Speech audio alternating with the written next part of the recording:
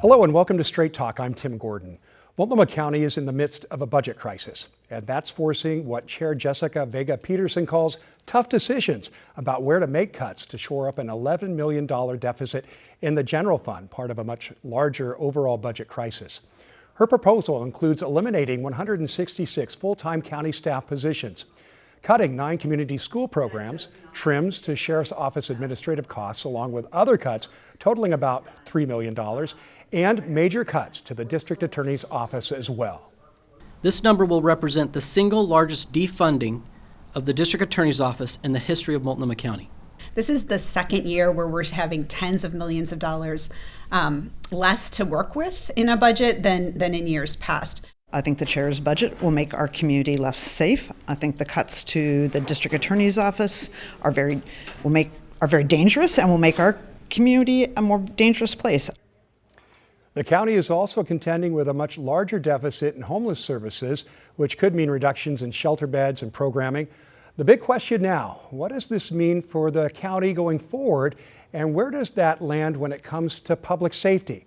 And joining us today to talk about the impacts to his office is Multnomah County District Attorney Nathan Vasquez. Thanks so much for being here. Thank you for having me. I really appreciate it. Yeah, well, we'll get right to it. Your office is facing about $3 million in cuts from the general fund. What do those cuts look like on paper, and what's it mean for the day-to-day operations of your office? Yeah, a couple of things. Those cuts are then combined with some other losses that we're seeing from the city of Portland and from TriMet that really push us closer to $4 million that we're losing. And we're one of the smallest budgets in the county's overall budgetary package. And so for us, it is huge. It means that we could lose up to 20 employees, including 10 deputy district attorneys. These are the men and women that are directly serving the community, that are every day standing up for victims and making sure that people are held accountable and that we are living in the safest and healthiest community we can have. Certainly not something you want for your office, obviously. But the chair's budget is asking most departments for a 5% cut. Why should the DA's office be treated differently? Couple of things. If we really dig into the numbers, what we see is that some departments are actually a lot less than 5%. And the district attorney's office, we make up really a small part of the overall fund. In fact, we're about 6% of the county budget, but yet we're asked to make up 20% of that deficit, that $11 to $14 million deficit. So we are in a position where I see it that we're taking a disproportionate amount of the cut. And it's one that we're able to really deliver. When there are investments in my office, we deliver results, and we've seen that this past year where we've really seen the community turn around. And we'll talk about some of those results coming up. You had a chance to kind of offer an alternative to county commissioners in a work session earlier this week. What did you suggest there? Well, a lot of what we talked about was the damage that would be done with those cuts and how we would really suffer. I've put forward multiple proposals of how we could actually fund this office in a way that helps improve public safety, and looked at how we could preserve some of those. Ultimately, it's going to be up to the county commissioners to propose amendments that would restore funding, and I certainly implored them to do that. Some specifics, any specific alternative that you might suggest?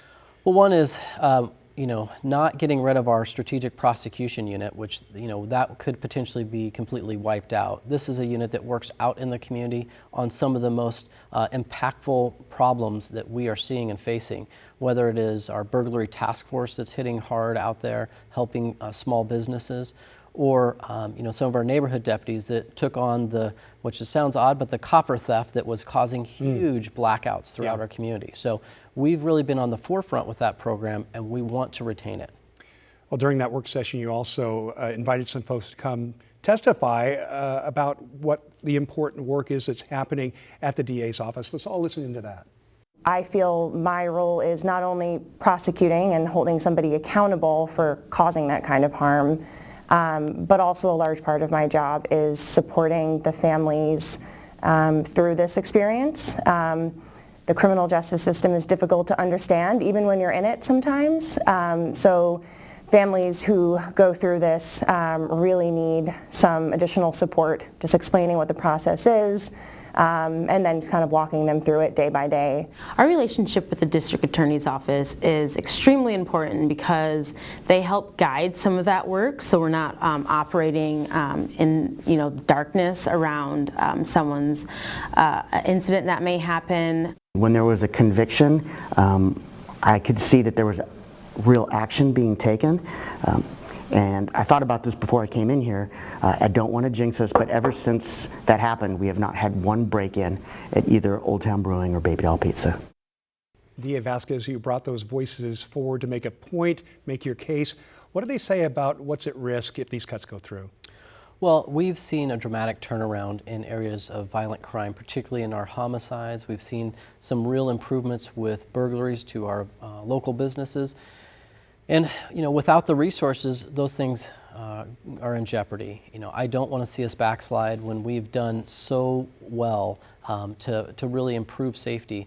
And of course, I think one of the things that's on all of our minds is, what about our economic vitality of our community? We need those businesses to be able to thrive, to bring in jobs, to bring in pedestrians. To have that, we need a public safety system that can serve them. Because we are seeing improvements in some crime stats, as you mentioned, and also just kind of the livability downtown is more foot traffic, more business. It is improving, but you think that's in jeopardy? Yeah, I mean, these efforts, they take resources, they take work. I have my folks out there every day, whether it's connecting directly with businesses or victims of crime. That work is an everyday effort, and when we've seen investments from the county, we've seen results. And similarly, when we saw disinvestment, we saw crime go up very high. Yeah. So let's talk about the sheriff's office cuts as well. Obviously not your department, but you come across each other quite. Yes. Your paths cross. For Sheriff Morrissey O'Donnell, she's suggested some things that she would cut if she has to. But what about the impact of public safety and your workings with the sheriff's office? Yeah, it's really a whole system, and we need to really look as a community our priorities and making sure that we are funding our public safety system appropriately. What I looked at when I kind of looked around the state was that I saw other communities and other counties, they fund their public safety at such a higher rate. Clackamas County, they're funding their public safety at 70% of their general fund. We're down in the more like 40% range. So just vastly different in that the amount and the percentage is being pushed towards public safety. And the sheriff needs resources to be able to appropriately staff the jail, to be able to field deputies throughout our county. And we work hand in hand with them, and it's important that we focus on the public safety system as a whole. Jail capacity and keeping folks in when you feel they should be is really important. There was improvement there. And so far, am I right that it sounds like she's finding a way to not necessarily lower jail capacity, but some other issues? But what would happen if jail capacity went down, if that were a part of the equation? Well, what could happen is that real quickly we could find ourselves in what we call matrix release. So in other words, a forced release where individuals will be brought into the jail and they'll have to start pushing other people out. And that's not a safe situation for the community. And it's one that the sheriff has worked very hard to avoid. But as we're looking forward, that's going to become harder and harder, particularly if there are cuts to the public safety system. You've also talked about the limits between the general fund and special funds, how that works. I mean, there's a much larger budget crisis, obviously, beyond the general fund. It's like $93 million, and other areas that the money's just not going to be coming in the same. How restricting is that, though, for your ability to fund your core services? Well, I mean, I look at it from a very simple lens, which is the general fund should be for those core services, for public safety, for the bridges, for the things that are really, truly county-focused initiatives.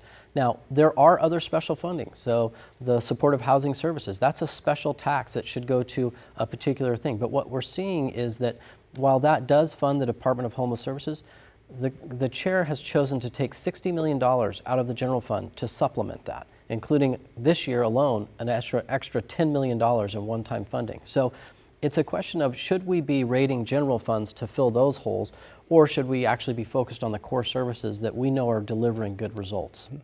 And there are different ways to look at that. In fact, two candidates for county chair to replace Jessica Vega Peterson, Julia Brim Edwards, and Shannon Singleton have put forward their own budget ideas. What stands out to you in their plans? Well, I know that with Julia Brim Edwards, she has put a focus on public safety. I would certainly implore Shannon Singleton to do the same. We want to see a community that is healthy and vibrant and safe, but we need that investment. And that's where I look to those county commissioners for help. It sounds like Julia Brim Edwards was able to help you in some way last budget cycle, and she might be willing to do that again, where Shannon Singleton's more about efficiencies. Is that about right? Yeah, I mean, I don't necessarily want to pigeonhole one in one way or the other, but what I'll say is that in the past, Julia Brim Edwards did put forth amendments that help public safety greatly. This year already she's put down an amendment that will help a little bit. We're talking about some other potential amendments, and I'm open to talking to any of the county commissioners about some amendments. I know that Vincent Jones Dixon out of Gresham, he is very supportive, and we've been talking about potential amendments as well that would help our budget. Okay. We're going to switch gears just a little bit. I want to ask you about this. Earlier this year, more than 600 cases were dismissed following a ruling from the Oregon Supreme Court on public defender timelines. Where does that situation stand today? Well, with those cases, we'll start there. We're working through and we're looking at the ones that we can reissue, and we're going to bring those back. We're going to, always be fighting for community safety and for the victims. But going forward, a few different things. One is I've worked at the Oregon State Legislature to get some additional fundings and kind of worked around our local public defenders to bring in some state ones that will help with this crisis. And that has been working. We've just got that off the ground and started. We're trying to fill those gaps. It is a situation where I see a growing imbalance, and I'm very concerned about it. What I hear oftentimes is people use the term that there's a shortage of defense attorneys. And when I looked at the numbers, I found that wasn't true. And what I see is that in Multnomah County, there's about 150 defense attorneys. Most of those are publicly funded, in fact 134, but there are only 95 prosecutors. So if we were to lose additional ones, that imbalance is going to grow. Do they have equal jobs? I mean, do public defenders need to take longer on individual cases, or? I certainly don't believe so, and that's just, from my lens, what I see my prosecutors doing. I see them here nights, weekends. I see them working hard early morning hours. I see them working on a case before it comes through the door, all the way through and afterwards, and then continuing to follow those cases for years afterwards. It is an extremely dedicated, amazing workforce that we have here in Multnomah County with the DA's office, and I would never say that they do less. Okay, with about a minute left, and back to that and your office, bottom line, if these cuts move forward, what does that mean for public safety in our community? Bottom line, it is a risk to the gains we've made. We saw hard times in 2020, 2021, 2022. Really hard times, horrific violent crime. We have made real gains. We've seen a 5-year low for our homicide rate. We still have a long ways to go. And we saw, 5-year lows in violent crime rates. But we have a long ways to go to get back to, I know where this community wants to be, back to the pre-pandemic levels. And so if we want to see that occur, I believe we need the resources to get the job done. Do you think there'll be change in what you're expecting of the final budget? I'm very hopeful. I've had a lot of great conversations with our county commissioners, and I see some pathways forward. I just need them to come together, to cobble together 3 votes and pass the amendments. But I'm hopeful, and I'm going to continue to fight every day for this community, for my office, and for the victims of crime. All right, Multnomah County District Attorney Nathan Vasquez, thanks so much for your time today. Thank you. Meanwhile, Portland's mayor also released his budget plan recently, an $8.5 billion proposal that includes more than $130 million in cuts. That's in the face of a record $163 million shortfall in the general fund. In the proposal, Portland police would see cuts to training and the number of patrol vehicles. 911 dispatch staff would be scaled back. There are cuts to small business support programs. And on homelessness, the mayor is proposing an $18 million cut in shelter services, along with cuts to city outreach teams and the campsite removal program. The city would also stop sending money, to Multnomah County for homeless services. 21 million of those cuts in total would come from public safety. Here's Blair Best. Portland's public safety bureaus are facing the largest proposed budget cuts in recent years. I am kind of one of those anti-police, but now that I live in Portland with more crime, I feel like it's We need more police response and faster time. We need more police presence. I don't think it's a good idea to cut law enforcement right now. We've had a lot of cutting, and the police are underfunded. They don't do everything right, obviously. We need to make sure that they perform professionally, but we do need to give them resources. The city of Portland is seeing a record $163 million budget shortfall. Mayor Keith Wilson released his proposal on how to fill that last week. I've done my utmost to set up my colleagues for success and to blunt the impact of our most painful cuts. Mayor Wilson is proposing a more than $17 million cut to the Portland Police Bureau. Chief Bob Day warned late last week about the potential impact on the community. This organization is incredibly thin to begin with. Every cut we make is a cut to the bone. There is no fat left on it.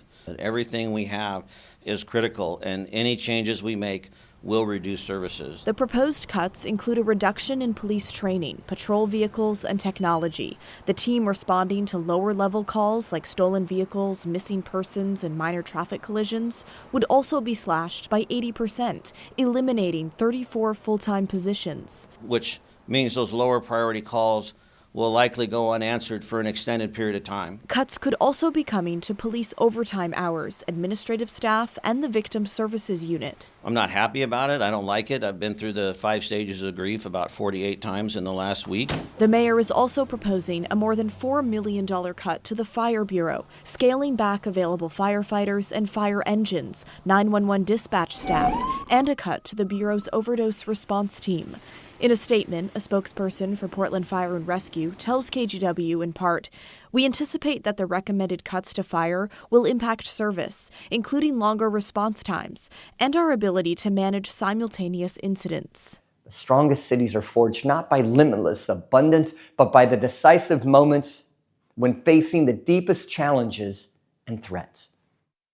All right, thanks to Blair Best for that. Now keep in mind, this is all just a proposal at this point. City councilors will spend the next several weeks debating and making changes to the mayor's budget before adopting a final budget in June. If you'd like to hear more on this, Blair also talked to representatives for the police and fire unions about the proposed cuts. You can watch that interview right now on our KGW YouTube channel. We're going to take a short break. Coming up, a veteran paralyzed by a rare disease battles to prove it's connected to his time in uniform. KGW investigates why he and many others have been denied benefits they say they earned.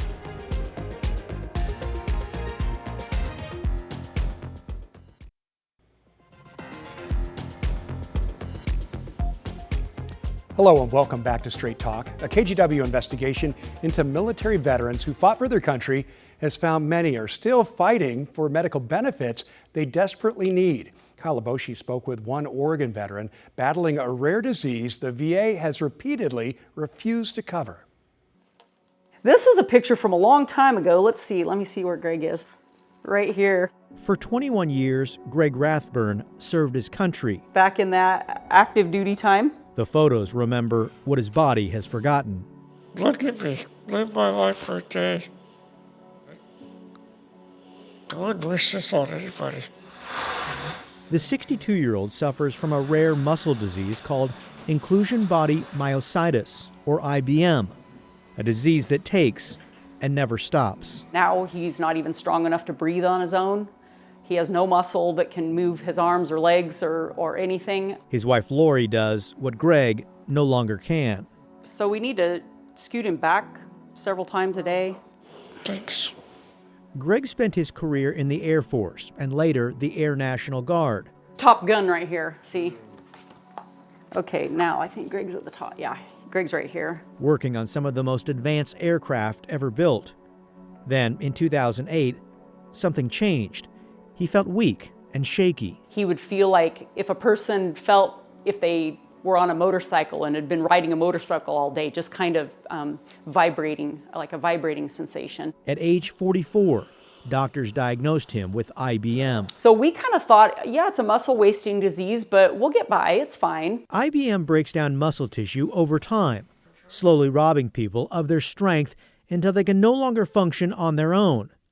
What causes it is a mystery. There is no cure. It starts off with weakness in the hands, especially in the grip, and weakness in the upper legs. Dr. Thomas Lloyd is chair of neurology at Baylor College of Medicine. So it's extremely slowly progressive, and that leads to a delay in diagnosis. Greg applied for service-connected disability in 2009, hoping for full benefits from the Veterans Administration. But the VA said no. He filed an appeal, but it too was denied. I fully, wholeheartedly believe that his exposures during the military service is what caused this disease. There's no family history, no genetic markers. Greg and his wife were left wondering, looking back at the years he spent as an avionics technician, the harsh chemicals that came with the job, and his work on the SR-71 Blackbird, an aircraft notorious for leaking jet fuel. Whether that exposure triggered IBM is a question researchers are still trying to answer. But, there was no training as far as the realization that these things can hurt you. Just wasn't talked about. 6 years later, Greg tried again, this time with a letter of support from a neurologist.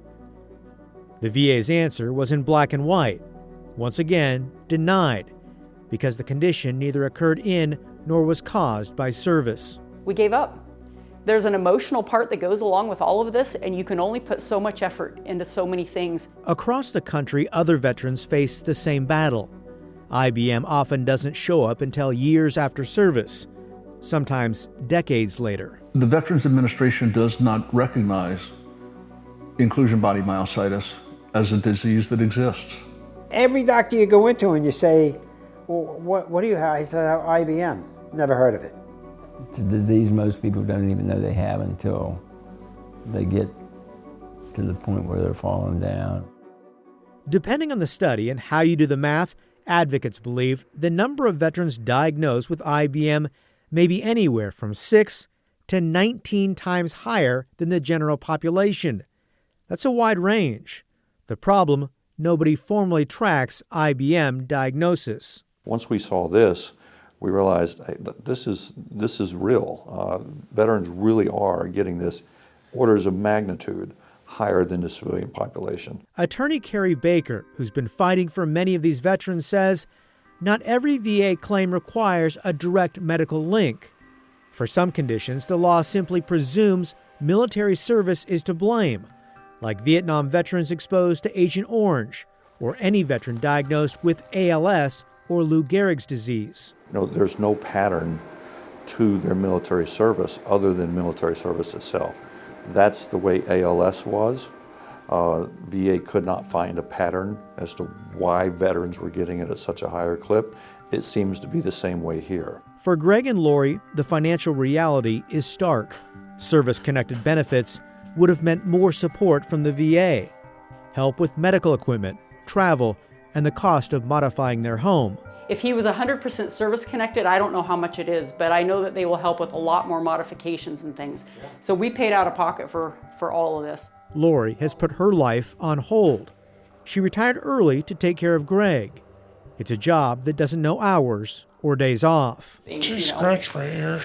This one? Oh, thank you. Little things like that all day long. Scratch this, move my arm. For 21 years, Greg Rathburn served his country. The disease has taken almost everything, but he's still fighting. Not for himself, for the veterans who come after him. For us now at this point, it's not so much about the money. It's not so much about the monthly income. It's more about what he calls it, vindication. It's validation. Validation that what he did in the military mattered. And, to have that supported, like, yes, we know what you did for us and it was important, that's important to him. Well, the big question now, what is it going to take to change policy at the Veterans Administration? The VA needs to establish a diagnostic code for IBM, commission research that formalizes the link to military service, and ultimately grant it presumptive status, the same standard already applied to ALS. Now, it's worth noting our reporting is part of a national project which has already captured the attention of lawmakers across the country. They have vowed to take action and believe the system needs to change. In May, we'll release our full investigative project. It's called Diagnosis Denied, and it'll be streaming on KGW+. Well, thanks so much for joining us. And a reminder, you can stream Straight Talk on your own schedule. Download the free TV app, KGW+, available now on Roku, Apple TV, and Fire TV. We'll see you back here next week.